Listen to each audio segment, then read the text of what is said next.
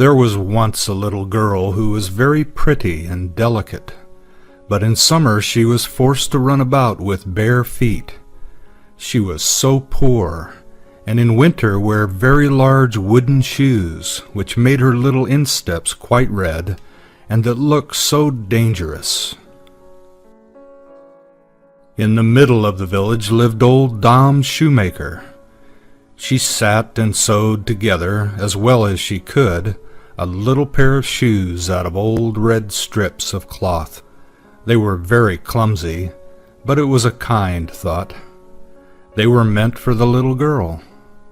The little girl was called Karen. On the very day her mother was buried, Karen received the red shoes and wore them for the first time. They were certainly not intended for mourning, but she had no others, and with stockingless feet she followed the poor straw coffin in them. Suddenly a large old carriage drove up, and a large old lady sat in it. She looked at the little girl, felt compassion for her, and then said to the clergyman, "Here, give me the little girl. I will adopt her." And Karen believed all this happened on account of the red shoes. But the old lady thought they were horrible, and they were burnt. But Karen herself was cleanly and nicely dressed. She must learn to read and sew. And people said she was a nice little thing, but the looking-glass said, "Thou art more than nice, thou art beautiful." Now the queen once traveled through the land, and she had her little daughter with her. And this little daughter was a princess, and people streamed to the castle, and Karen was there also, and the little princess stood in her fine white dress in a window, and let herself be stared at. She had neither a train nor a golden crown, but splendid red morocco shoes. They were certainly far handsomer than those Dom Shoemaker had made for little Karen. Nothing in the world can be compared with red shoes.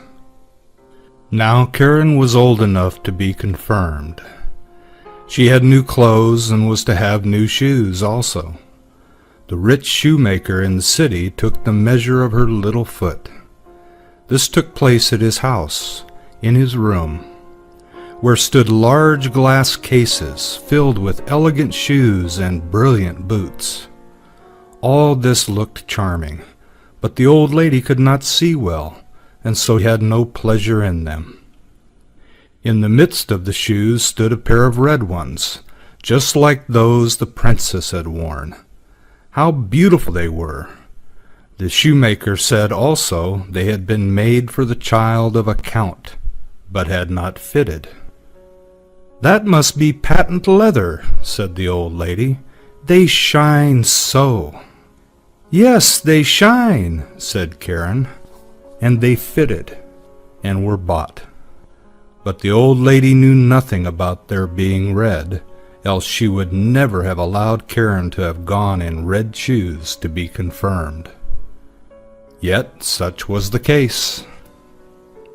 Everybody looked at her feet, and when she stepped through the chancel door on the church pavement, it seemed to her as if the old figures on the tombs, those portraits of old preachers and preachers' wives, with stiff ruffs and long black dresses, fixed their eyes on her red shoes. And she thought only of them as the clergyman laid his hand upon her head and spoke of the holy baptism, of the covenant with God, and how she would be now a matured Christian. And the organ pealed so solemnly, the sweet children's voices sang, and the old music directors sang, but Karen only thought of her red shoes. In the afternoon, the old lady heard from everyone that the shoes had been red, and she said that it was very wrong of Karen, that it was not at all becoming, and that in future Karen should only go in black shoes to church, even when she should be older. The next Sunday there was the sacrament, and Karen looked at the black shoes, looked at the red ones, looked at them again, and put on the red shoes. The sun shone gloriously. Karen and the old lady walked along the path through the corn. It was rather dusty there. At the church door stood an old soldier with a crutch and with a wonderfully long beard, which was more red than white, and he bowed to the ground and asked the old lady whether he might dust her shoes. And Karen stretched out her little foot. "See, what beautiful dancing shoes," said the soldier. "Sit firm when you dance." And he put his hand out towards the soles. And the old lady gave the soldier alms and went into the church with Karen. And all the people of the church looked at Karen's red shoes, and all the pictures, and as Karen knelt before the altar and raised the cup to her lips, she only thought of the red shoes, and they seemed to swim in it. And she forgot to sing her psalm, and she forgot to pray, "Our Father in heaven." Now all the people went out of the church, and the old lady got into her carriage. Karen raised her foot to get in after her when the old soldier said, "Look, what beautiful dancing shoes!" And Karen could not help dancing a step or two, and when she began, her feet continued to dance. It was just as though the shoes had power over them. She danced round the church corner. She could not leave off. The coachman was obliged to run after her and catch hold of her, and he lifted her in the carriage. But her feet continued to dance, so that she trod on the old lady dreadfully. At length she took the shoes off, and then her legs had peace. The shoes were placed in a closet at home, but Karen could not avoid looking at them.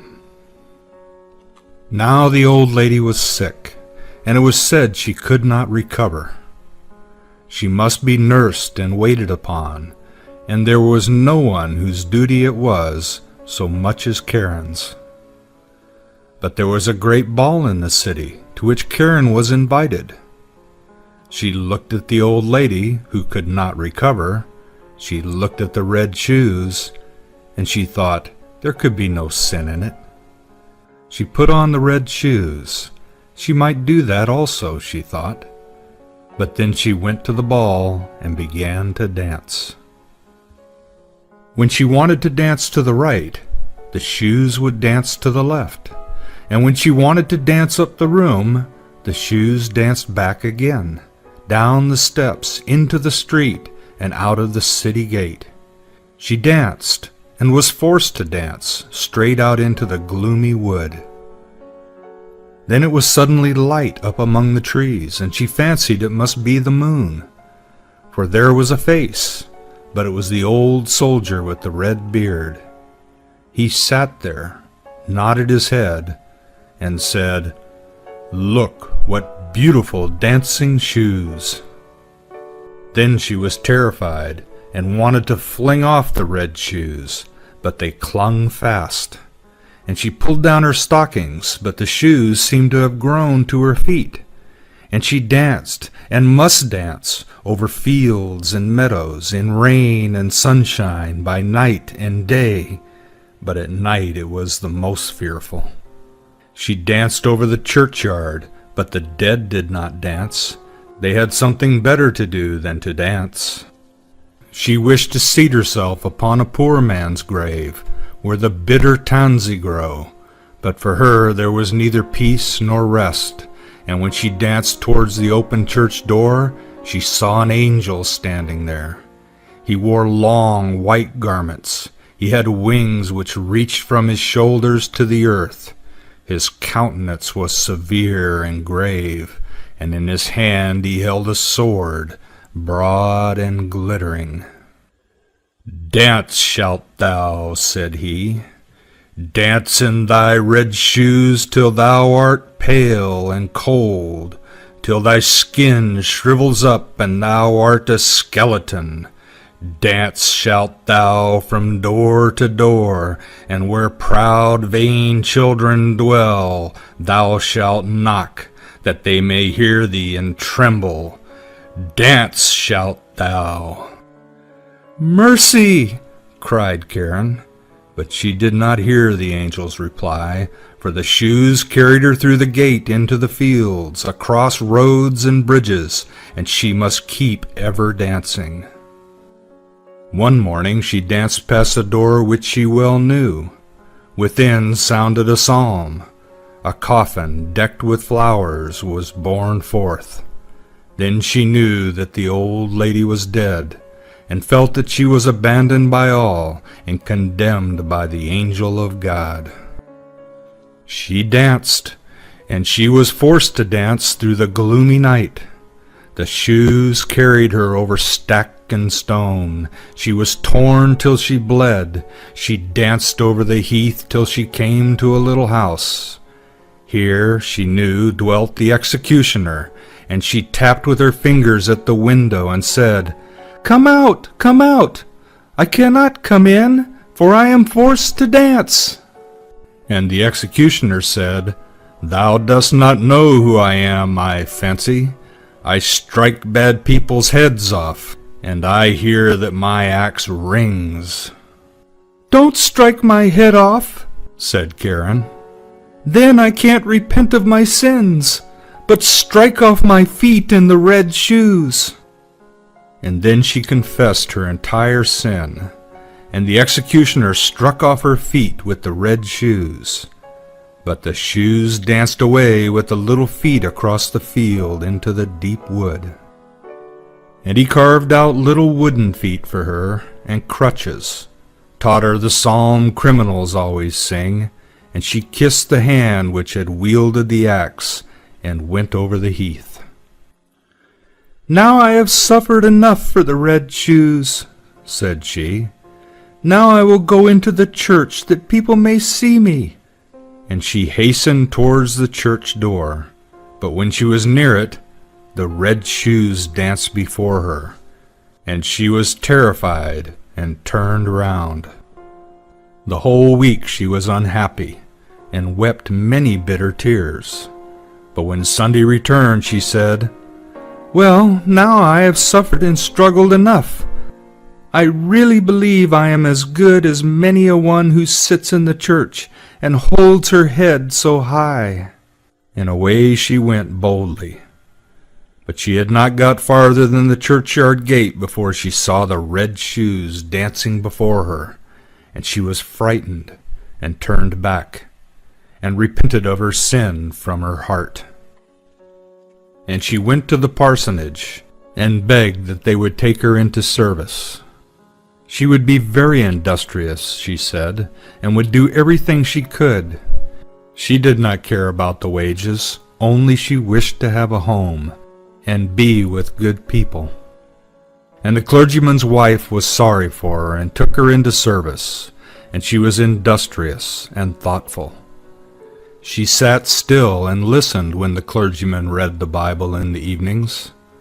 All the children thought a great deal of her, but when they spoke of dress and grandeur and beauty, she shook her head. The following Sunday, when the family was going to church, they asked her whether she would not go with them, but she glanced sorrowfully, with tears in her eyes, at her crutches. The family went to hear the word of God, but she went alone into her little chamber. There was only room for a bed and chair to stand in it, and here she sat down with her prayer book. And whilst she read with a pious mind, the wind bore the strains of the organ towards her, and she raised her tearful countenance and said, "O God, help me." And the sun shone so clearly, and straight before her stood the angel of God in white garments, the same she had seen that night at the church door. But he no longer carried the sharp sword, but in its stead a splendid green spray full of roses. And he touched the ceiling with the spray, and the ceiling rose so high, and where he had touched it there gleamed a golden star. And he touched the walls, and they widened out, and she saw the organ which was playing. She saw the old pictures of the preachers and the preachers' wives.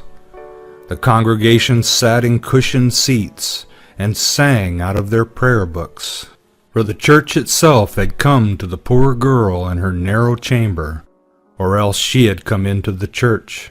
She sat in the pew with the clergyman's family, and when they had ended the psalm and looked up, they nodded and said, "It is right that thou art come."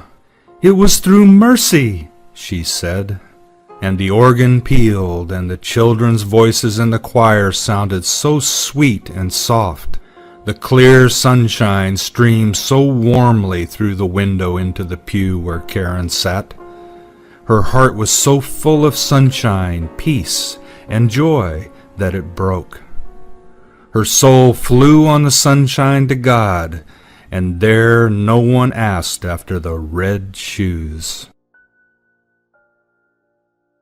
Thank you for watching. Please like, share, subscribe for more videos. Press the bell icon and select all to get notifications.